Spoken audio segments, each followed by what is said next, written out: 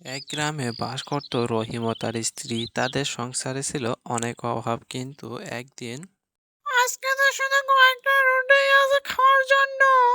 সমস্যা নেই, আমরা ভাগ করে খেয়ে নেব। এত কম রুটিতে কি হবে? যতটুকু আছে ততটুকুতেই চলতে হবে যে। বাবা রহিম, বাড়িতে আছনি? কে? বাবা, একটু পানি পাবো, খুব তৃষ্ণা পেয়েছে আমার। অবশ্যই, চলেন ভিতরে চলেন।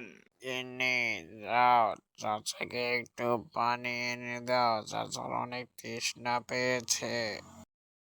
ঠিক আছে, আনতেছি, একটু অপেক্ষা করো।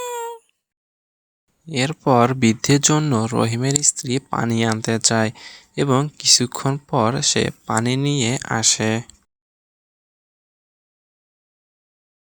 পানি তো পেলাম বাবা, সাথে যদি একটু খাবারও পেতাম ভালো হতো, কয়েকদিন থেকে না খেয়ে আছি আমি। নেই, যাও আমাদের রুটিগুলো নিয়ে এসো। এই রুটিগুলো দিয়ে দিলে তুমি কি খাবে? আমি পরে কিছু খেয়ে নেব, তুমি এখন চাচাকে দাও, তিনি ক্ষুধার্ত। আল্লাহ তোমাদের ভালো করুক বাবা, আমার পেট ভরে গিয়েছে, এখন আমি যাই।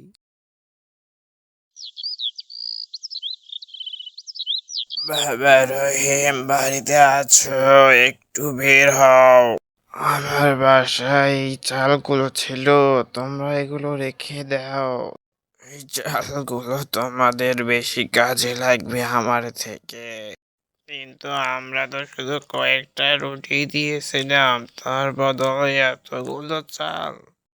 তোমরা রুটি আর পানি না দিলে হয়তো বা এতক্ষণ আমি দাঁড়াতেই পারতাম না। তাই তোমরা এগুলো রেখে দাও, আমার কোনো সমস্যা নাই।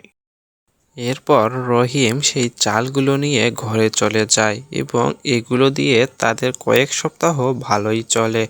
বন্ধুরা, আমরা যদি এরকম অন্যের উপকার করি, আমরাও সেগুলো কোনো না কোনোভাবে আবার ফেরত পাবো।